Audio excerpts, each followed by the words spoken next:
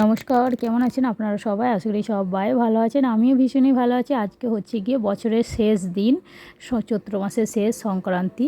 তো দেখতে পাচ্ছেন আমার বাবা আর আমার ছেলে মিলে শাক তুলছে, লালতে শাক। আজকে যেহেতু শাক রান্না করতে হবে, তার জন্য শাক তুলতে ব্যস্ত ওরা দুজনে এখন। আর আমি এদিকে আজকে যেহেতু সব কিছু নিরামিষ হবে, 5 রকমের ভাজা, ডাল, ইঁচড়ের তরকারি, তো আমি এগুলো সকালবেলায় বুটি নিয়ে বসে পড়েছি কাটাকুটো করতে।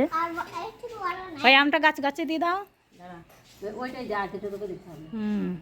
ডান হাতে দাও, হ্যাঁ ওই হাতে দাও।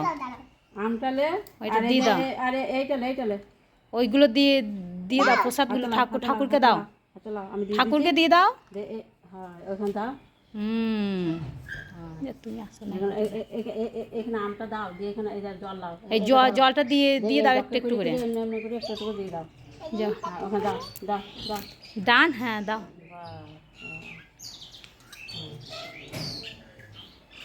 না দাও,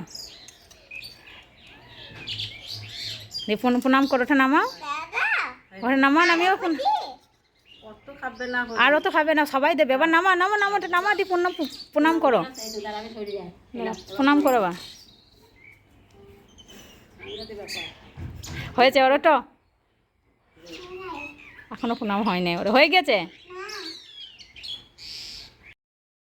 আজকে যেহেতু স্নান করে সবাইকে তুলসী গাছে জল দিয়ে তারপরে খেতে হয়, তো প্রথমেই আমার ছেলে করে দিয়েছে। চান টান করে সবার আগে গাছে আম দিয়ে জল দিয়ে কেউ খেয়ে নিয়েছে। তারপর মা একে একে করে নিয়েছে, বাবা ভাইরা সব করেছে। আমিও স্নান টান করে গাছে জল দিয়ে দিলাম।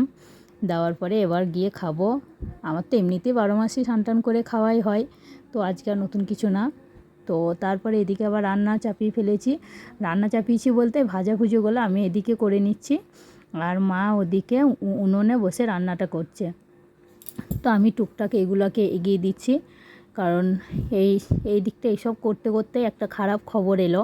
তো সেই জন্য আমি শুধু এদিকে লেগে গেলাম, তাড়াতাড়ি রান্নাটা শেষ করতে হবে বলে। তো আজকে যেহেতু আম ডাল খাওয়া হয়, তো আজকে যেহেতু সব কিছু রান্না হলুদ না দিয়ে রান্না হবে, তো এদিকে ডালটা হয়ে গেল, কারণ একটা জায়গায় যেতে হবে আবার। আর তারপরে এদিকে মুসুর ডালের বড়া করে নিচ্ছি, ওটা দিয়ে টক হবে, সব কিছু নিরামিষ হবে। আর যে খবরটা বলছি না, কারণ কিছুক্ষণ আগে আর কি আমার মামাতো ভাইয়ের একটা অ্যাক্সিডেন্ট হয়েছে, তো খবর পেলাম। তো আজকে যেহেতু দেখতে যেতে হবে, তো যেহেতু রান্না শুরু করে দিয়েছিলাম, তো তার জন্য তাড়াতাড়ি করে রান্নাগুলো শেষ করে নিচ্ছি। মা এদিকে এই যে করছে, মাকে এনে দিয়ে দিলাম, মা উনুনে বাকি রান্নাগুলো করে নিচ্ছে। তো রান্না সব কমপ্লিট হয়ে গেছে। লালতে শাক, নিম পাতা ভাজা, 5 রকমের ভাজা, তারপরে ডাল, টক, ইঁচড়ের তরকারি। তো রান্না করার পরে যেহেতু নিজেরা তো খাওয়া যায় না, ভগবানকে প্রথমে নিবেদন করতে হবে। তার জন্য আমার মা এই যে ভগবানকে প্রথমে ভগবানের নামে খাবারগুলো নিবেদন করছে, তারপরে আমরা খাবো।